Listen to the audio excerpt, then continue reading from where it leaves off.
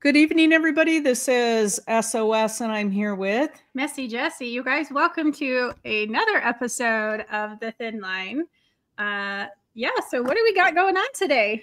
Well, we are here with Kyle Miller, and Kyle, you do coaching, life coaching, Yep. Yes, and you're ski patrol.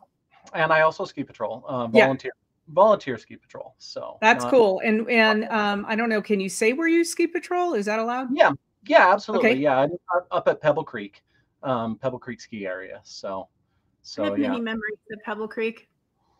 I don't ski, but I heard that if you learn to ski at Pebble, you can ski anywhere in the world. I couldn't.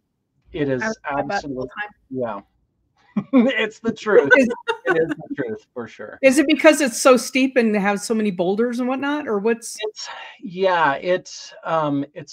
steep. It's rocky. It's I mean, we have some groomed, we have groomed runs, but so much of it is bumpy and rocky and just all kinds of varying conditions. And a lot of times we don't have that much snow necessarily. And so you're avoiding all of the obstacles and everything. And so the combination of all of those things makes for really awesome skiers. Awesome. Not you? Nope. Well, that's okay. I mean, it's all, it's all practice. We're all at different levels, and as long as you're out there having fun. I was at no level. FYI. Well, if you're going down the hill, you're at a level. Put me on a bucking horse, I'm comfortable. Put me on a set of skis, no. Yeah. And I grew up close to Tahoe, right? So Heavenly was in our backyard, but I could not. Yeah. Nope. Yeah, try snowboarding, they said. It'll be fun, they said. Ooh, that's something I wouldn't, If I was to get into snowboarding, I mean, and I've snowboarded for most of my adult life anyway. And if I was going to do that again, I would wear all of the pads, all of the armor, all over every part of my body. Because I was a Michelin man walking out of the ski. No, I'd wear it under all my ski clothes probably. But snowboarding is a game of falling down. Yes. And I can ski probably all day and maybe not fall down once. And it would be hard for me to say that I could for sure do that on my snowboard. And I've been snowboarding longer than I've been skiing. So, and I don't mind saying that, it's fine. I fall down with a cross on too, and. So what is, for people who are not skiers, what does Ski Patrol do? So, we're kind of I don't want to say managing the mountain, but we kind of manage a lot of the things on the mountain. And so we're up there obviously for the medical assistance and everything. But then, just making sure that the public is taken care of, and we're not having anybody be unsafe or anything like that. And then they do avalanche control as part. So we have teams that go up and do control work to make sure that they set off any avalanches in the dangerous areas, so that we don't have public go in and set those off. And then just monitoring the snow conditions and the weather and all of that. And then we in the morning we go out and sweep the whole mountain to make sure there's no obstacles, trees fallen, rocks out, anything strange in the terrain with the grooming or anything else. And then mark off obstacles. We'll put markings up, put bamboo poles up and stuff like that, rope off areas that are unsafe, things like that. And then we monitor the mountain all day. We're kind of hopefully on a good day, we don't have anybody get hurt and we get to just ski all day. Right. And that's wonderful for everyone. Because we don't, I mean, we're there to help, but we would prefer if people didn't get hurt for sure. But then if somebody does, then we show up and we'll either assist or give them a ride and assist and then can get them advanced medical if that's something that's needed as well. And if nobody has ever been to this area, driving up to the ski resort is one of the scariest roads I've ever been on. It's not going up the road, it's coming down the road. Yeah. That is crazy. So when the ambulance is going up the road and down the road, I'm sure the people driving it was like, hey, would you please stop taking the corners so fast? Wow. Yeah, that is one gnarly road. It's one of our coworkers got married up there on a full moon, and they rented the lodge that night for night skiing. And it was a full moon in January, and we had really heavy snow that winter. And going down that thing, I was, oh my God, that road is gnarly. I've seen multiple times at the stop sign at the bottom where somebody is throwing snow on the flames of their brakes. 26, 27 years that I've been up there. Wow, that's crazy. Multiple times, actual flames from the brakes. So yeah, it's a steep road for sure. It is. Yeah. So in your job as ski patrol up there, or it's a volunteer position, right? It's voluntary. Yep. Okay. Yep. And you run across some gnarly stuff. I mean, you're a first responder on the slope. Yep. Yeah. And what kind of stuff? I mean, I'm sure that there's a trauma response with that in itself, because it's not all peaches and cream up there. Yeah. And I think, and I've been fortunate. I haven't been on a lot of, I don't know, I guess really bad injuries, certainly some, but we have everything, every kind of injury that you could have up there. And so I think the fortunate side is when we're in the heat of the moment for most of us, and I can't speak for everyone, only for myself, but you just get into it because, I mean, we have a job to do, and we have somebody to take care of. So it's not at that moment when there's any issue. We get them taken care of, get them loaded in the toboggan and taken off the mountain, and then after ambulance or if we have a helicopter come in and pick them up, then after all of that, that's kind of when you look back and go, wow, that was okay. That was a hard thing. Yeah. It's interesting that you say that. We talked about this before, where, time is kind of like fast for you guys, or it stands still. And it's interesting to hear that from every aspect of, first responders, that you don't think about the time, or you don't think about what's going on in that incident. You're just trying to help that person, get them for yours, like getting them off the mountain and into, the ambulance or whatever they need to go into. And it's crazy because then you look back and you're like, well, what did I just do? It's amazing. Yeah. And which is, and I think, I'm grateful because we train, we train however much, and that helps because then instead of reacting in the moment, hopefully we're just in the zone and taking care of what we need to take care of. So yeah, but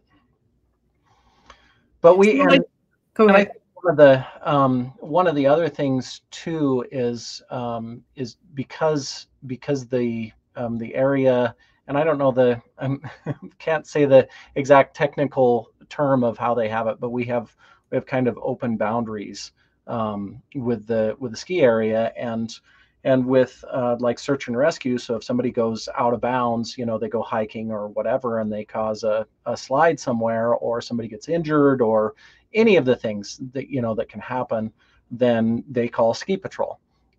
Because search and rescue in most of those places, especially up on that steep mountain, they can't get sleds or anybody else in there. So so ski patrol is who they call, even if it's wherever it might be in the backcountry. You know, because they don't have a way to get in there, and you know, and it's pretty much us that gets called. So. So do you guys have like more special training than your normal like EMT or paramedic? Like, is there like a little bit more training, because it's just you essentially when you go up to somebody who's under an avalanche, let's say, or broke their leg up on the mountain, you know? It's I think it's different. I don't think that it's more specialized for on the mountain and the cold and all of that. What our book is, it's outdoor emergency care is what it OEC, and I think we're basically a basic EMT, but it's more specialized for what we do. So I'm not an EMT or any other medical, so I can't speak to a lot of the differences, but it's definitely tailored to, you know, how we can manage all of those injuries in the cold, in the snow, in the, you know, because we've got to not only keep them warm and taken care of, but make sure that we're warm so that we're not, you know, that we're not the next, you know, the next injury victim, or whatever. Right. And fortunately, you know, we all carry radios, so we can call for backup, which is, you know, so yes, there will be one patroller a lot of times that will show up on scene, but then we call for whoever else, whatever else we need. And so, you know, get toboggans and blankets and, you know, if we need, you know, trauma kit or anything else. Well, and thankfully too, our medical center is pretty close. Yeah. And helicopter wise, it's just right over the mountain. So yeah, that's helpful. I know Tahoe area has some of the best trauma surgeons in the world because of so many broken legs they see every day, and that kind, you know, broken femurs and this and that they're I guess world renowned trauma center right there in South Shore, because there's so many victims coming in every single day. Yeah. So you get up to the top of Heavenly Valley and you have a little bit of liquid courage, and then you try to ski down those moguls. It was always something to watch because not everybody came down in one piece. So yeah, that's not me. I'm not going. So just so you know. But one of the things, and you've had some stuff that sticks out in your mind about response on the mountain, but one of we talked right before we started recording tonight about your life, your coaching, and that's really interesting to me because we were looking at some statistics right before we started the show on the losses that we have in our veteran and our first responder communities to suicide. And it's overwhelming, guys. It's huge, and it's not being talked about. Maybe more so the veterans.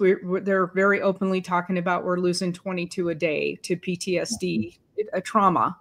But we're not talking about the first responders that we're losing. And how many were there? So far, just in this year alone, we have over 185. 185, and we're 2 what? months. Not even a month and a half. Yeah, a month and a half in. We're 6 weeks into this, gang. I mean, that should not be happening. Yeah. And I don't know. I think maybe some of it is, I know as a veteran myself, there's a stigma about asking for help.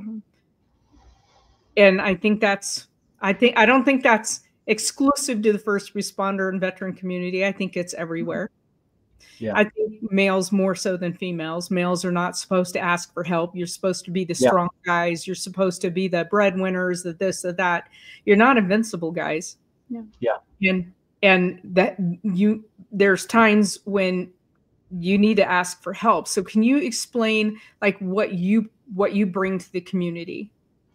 Yeah. So so a lot of mine, I went through an abusive relationship for almost 14 years, and then I drove truck for a long time, 16, 17 years, and was fortunate enough to listen to a lot of I listened to probably 20 or 30,000 plus hours of audiobooks and podcasts and everything on personal development and all of the different everything I could get my hands on, basically.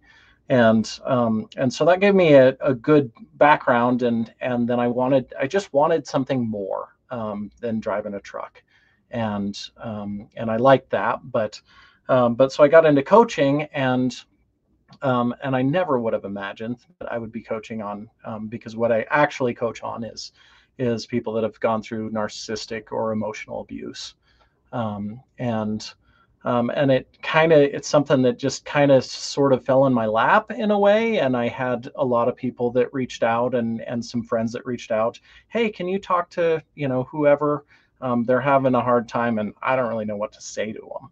And so that was kind of how I got into that. And it really, it was the first thing that really touched my heart, because I know what it feels like to be completely hopeless and alone. And that's something that I don't want for anyone to ever go through. It's a miserable place to be. And I think it goes across the board, and not, with the first responders, with the military, with everybody. I think it's the same. I mean, there's different causes, there's different things that happen, but so many people get to the same place, and I understand that pretty intimately, and so that's I was like, oh, I can't believe, is this really what I'm going to get into coaching for? But I can't imagine at this point doing anything else. I really love it, and it's changed me as well. All of the work that I did was to get me to here where I would be okay, and to then help other people so that they could be okay as well. Yeah, and I wanted to say that it's super brave and super awesome that you can admit that I was in this relationship that was abusive to me, because if you really think about it, men in general will not come forward and say that they have been in an abusive relationship. 99 out of 100, it's usually the women, and rightly so, as they should. But a man needs a voice too. And that is super awesome that you did that, and you said, hey, I need help, and this is happening to me. Yeah.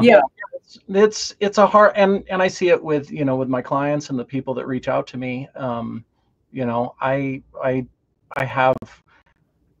don't even know how many people that reach out to me, but then just can't quite get to the point where they actually want help. I mean, they want help, and some of them will reach out, but very few will ever schedule a call with me, get on the phone with me. I mean, even for free. I do all of my consultations for free, and I will talk to anyone. That may change if my schedule is super busy, but whether you can pay or not, I will talk to you, because I don't want anyone to feel like I don't know where to go. And at least be able to help them in that initial call, whether or not they can pay or not. It's hugely important, but most of them won't. I want to say probably 90% of the people that reach out to me don't ever even get on a free call. That's really sad. I don't know why I don't know why. As somebody who's gone through therapy myself for abusive relationship, I can tell you that it wasn't easy to find someone to connect with, even though there's a lot of counseling centers. Mm-hmm. You need to find somebody you can emotionally connect with too, right? It's really important. I did find somebody, but it took a while, and it's a huge commitment on your part. Mm-hmm. As a person like me going through counseling to show up every week and make that effort and say, I'm never going back to this situation again. Help me to learn from this so that I never go back to that again. Yeah. Like what was it in me that and you learn that codependent relationship or all this stuff that's going on, right? And we don't have those tools in us when we're kids. No. We don't understand that. And so nobody teaches about any of that. I mean, emotions, what are those? Let's just not talk about this. Let's not talk about it and just keep pretending everything's okay. It's not okay, because then you get to the end of the rope. And that's where we want to try to, with this program, is give people the tools so that you're not swinging from the end of the rope. Yeah. And taking everybody with you on that swing. You need to reach out before you get there, because there's nothing wrong with asking for the help. Mm-hmm. And the people who are super brave are the ones that put their hands up and they say, okay, help me out here, guys, because I don't know where to go from here. Yeah. And that's super important across the board. And I don't care if you're a first responder or not. Mm-hmm. If you find yourself at the end of that rope, you need to start waving your hand and getting help. I think the one thing that I've seen on the back of a t-shirt, like, you do matter. Mm-hmm. You know, you do matter, regardless of what you do or what you did. You do matter. And there are people that do love and support you. Yeah. I think that's important. I think that comparison piece, you know, and so much with so much of the different, well, I mean, it wasn't that bad because it wasn't this, or, you know, any of that comparison, or you know, I'm not that valuable because I only do this. All of that comparison, it just cuts us down. And yeah, I mean, to your point, we all have value. Every single one of us, and we all deserve to be valued. Yes. And that's, I think, it's a huge thing that we could all do a lot better as a society, valuing people, being kind, and just because someone didn't go through whatever it is that you went through doesn't mean that it wasn't just as bad for them. Exactly. Yeah. Can you explain, Kyle, what is the difference between like coaching and counseling? What is there a difference? Yeah, I think there is a difference, and I can't speak specifically to all of it. The coaching program that I went through, it was based on CBT, cognitive behavioral therapy, mm-hmm. and that that was a complication in and of itself, because the way that they trained the coaches was very much not trauma informed, and so I had to, as I was getting coaching, I had to adapt a lot of things so that I could actually get the help that I needed. But I think one of the big differences that I assume a little bit, I think a lot of therapy that I've had has been a lot of talk therapy, and I know there's more variety than I can even comprehend of different styles and everything else. But with my clients specifically, I think the feedback loop is very quick. You know, so I will catch something that they say in their language, and immediately I'm on it. And okay, let's talk about this.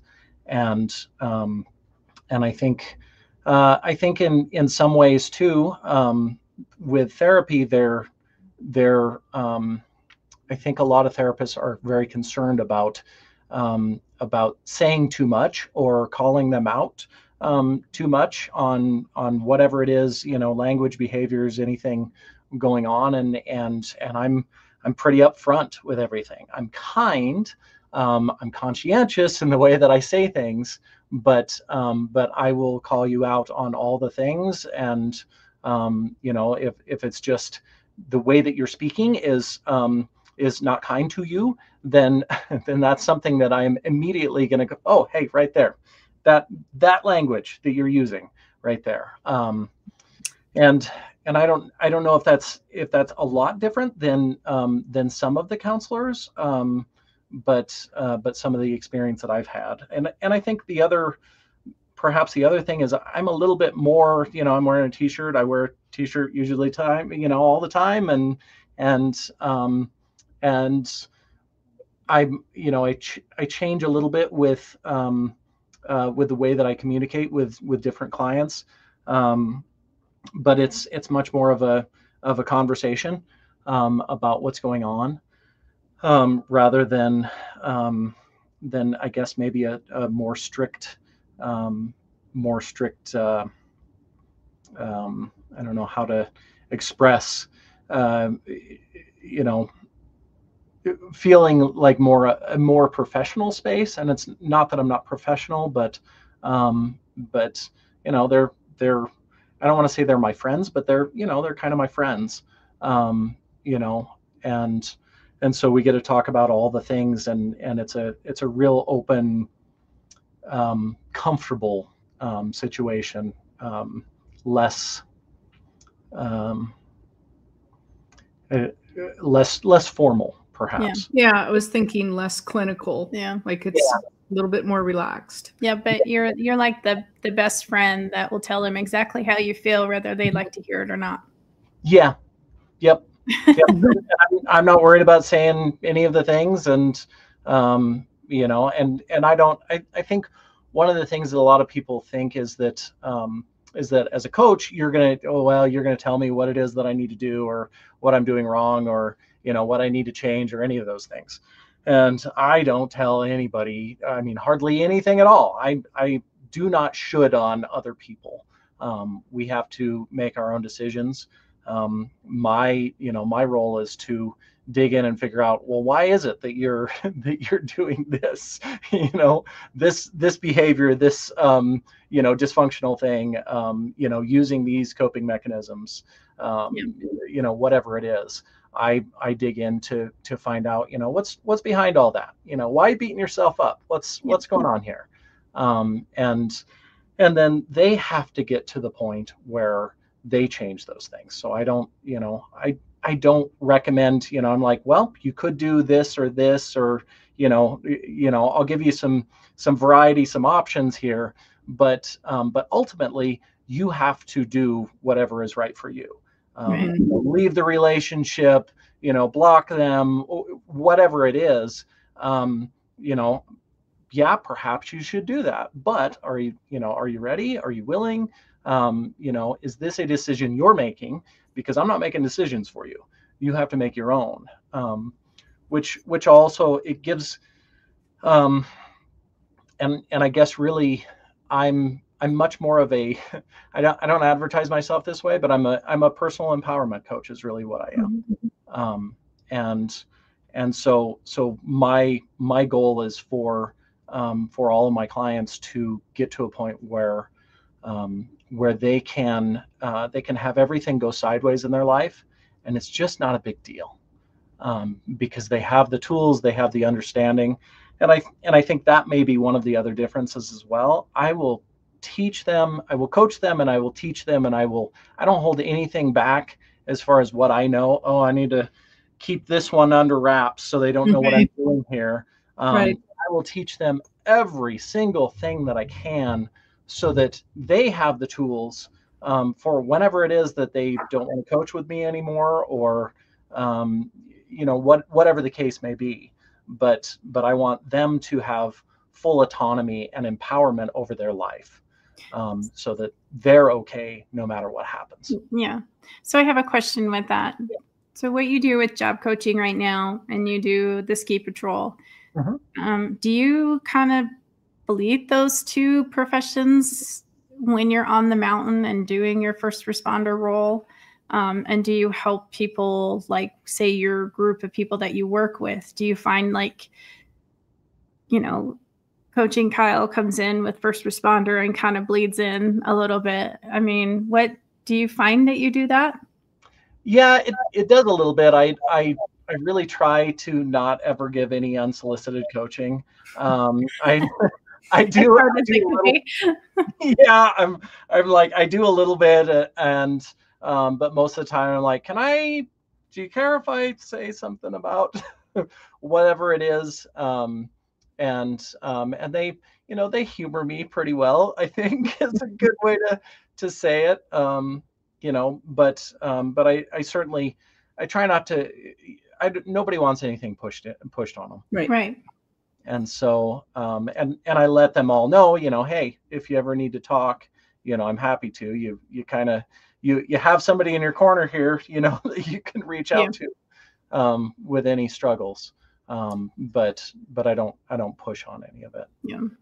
So you're like, just so you know, I want you to write that on the calendar that Kyle was right. Kyle was right. Yeah. Okay, so people in the military, people who are first responders, people, law enforcement, I think there's such a sense of pride when you are wearing a uniform and you're helping, you're doing all of this stuff.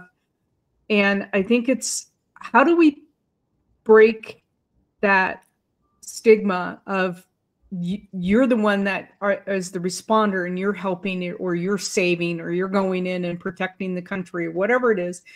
How do we break that stigma of then being the one asking for help?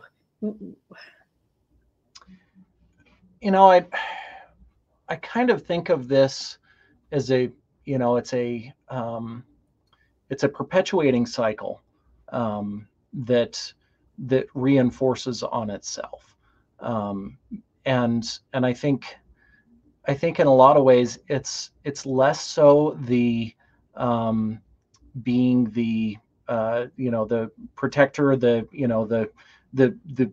far as first responders and anybody, and I'm not trying to put words in anybody's mouth, but I think it's less so of that role that they're in, and more so of the just the lack of education, understanding, as far as all of the emotional side of everything, because we don't. I mean, if anybody talks about it, it's kind of brushed over. Hey, if you ever need help, by the way, and it's craziness, because it's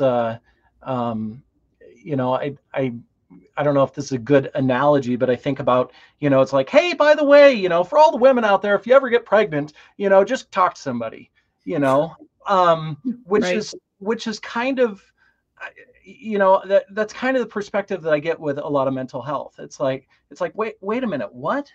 I mean, how do we, who do we, like, there was no explanation there. There's no understanding of, what are we looking at with emotions? How do we, what is an emotion? When, when do we need to reach out? It's something that's brushed aside.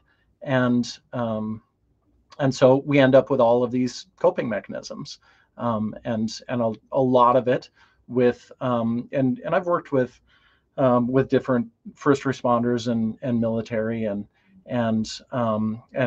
gosh, with the healthcare, healthcare is another one of those areas. They go through all kinds of stuff, and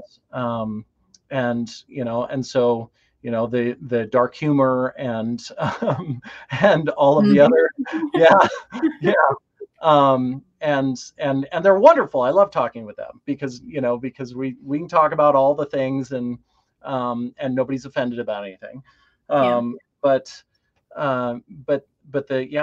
there's this stigma, and I think the stigma reinforces itself, because if you ever, I almost think some of the coping mechanism of the humor and the dark humor and all of that, if you ever do say anything like, oh gosh, I'm struggling with this, then it's much easier for any of the other people that in whatever arena you're in to kind of make a joke about it, because they don't know how to deal with any of it either. So Yep. so that it's a reinforced cycle of all of this, because somebody finally goes, oh my gosh, I'm having a hard time, and they say something, and then it's brushed under the rug or brushed aside, and not necessarily because those people wanted to dismiss them or brush it aside because they were deer in the headlights. I mean, just like, someone that I know had a friend reach out and say, I'm having trouble with all of this, and he was, kind of deer in the headlights. Can you talk to him? Because I don't know what to say to him. And I think that's how it is with so many people, is when they actually do have somebody say something about anything, they're deer in the headlights. They're like, I don't know. They always said, if you ever have any issue, then you need to talk to somebody. But that's not me. I don't know who it is that you need to talk to, but you need to talk. You probably should talk to somebody. I don't know where they are, who they are, but I don't know what to even say to you. Yeah. And it's interesting too that you bring that up, with any kind of first responder, military, when, say, for instance, a spouse is trying to talk to, their first responder partner, and tell them about the day, it's kind of like they completely shut off because of all the stuff they had to endure just for that day. And it's like the first responder also suffers, but as well as the family, because they don't know what to do. Yeah. Well, and I think one of the things that happens, and it happens with, a lot of my clients and the abusive relationships and all of that. One thing there is an upside to, even though it's mostly downside, is that we build this huge capacity for dealing with traumatic situations, with abuse, with all of the things going on, and first responders and medical personnel, all of that, they build this huge capacity, and with anybody else that's not in that, they just don't have that level of capacity. And so what seems, for those people that have gone through it, they have this capacity that's all the way up here. And so if they talk about something here, for the average person that's not in any of those arenas, it is it's straight all the way past overwhelm for them. Yeah. Because they don't have that capacity, and it's not a right, wrong, or you should or shouldn't or any of that. It's just they haven't been in that environment in order to be able to build that capacity, whether through abuse or through life and work and whatever. So it is overwhelming to them, I think, and it is a deer in the headlights moment, because they're like, wow, that is so far beyond what I've ever experienced or dealt with or thought about, that I don't know what to say to it. Yeah, I don't want to deal with this today. And for those of us that that have gone through any of those experiences, we're like, gosh, I didn't even talk about that thing. I just talked about this, and it was way too much. Yeah. But it's because we have developed, through survival, in a lot of ways, we've developed this huge capacity to deal with all kinds of traumatic experiences. And so, and it's one of the struggles in those people healing as well, because it's like, oh, well, that's not really a big deal. And it's not a big deal, whatever the situation is, just because you have this huge capacity. So if something happens way down here, that's would seem like a catastrophe for a lot of people, but it's a minor inconvenience for a lot of these people. It's like, okay, well, it's not that big a deal. just because of their capacity for, traumatic situations, I guess, really. Yeah. Yeah, that's a really interesting way to put it. Yeah.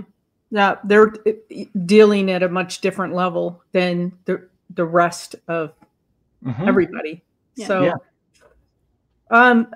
this is just really interesting. And I think it's really important. And just for our audience, we're going to link Kyle's information, all of the ways that you can contact him in the description of the podcast, so that if you feel the need to reach out, please do. Don't hesitate, because it could be a life-altering moment for you and your family to reach out and make these connections and get help when you need it. Because, like you said, in the military, it was really interesting that we didn't.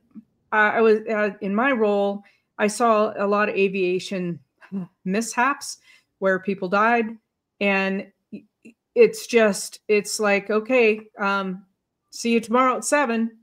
It was like you're trying to process what you just witnessed, and you have to be back in the control tower in the very next day. It was a push it down. Yeah, you push it down. What you did was you went to the bar that night. And as long as there was 12 hours between bottle and throttle, which is 12 hours between before your shift, and everybody got hammered, and that's not the way to decompress. That's not the best way to decompress. Yeah. It's a fun time sometimes, but it's not the best way to decompress. Especially not, I was single. So, but you have a family, and you're dealing with kids who are rambunctious when you come home. You can't deal with it that night. And so you start yelling, or you're short-tempered, or whatever, hopefully not abusive, but it's that trigger.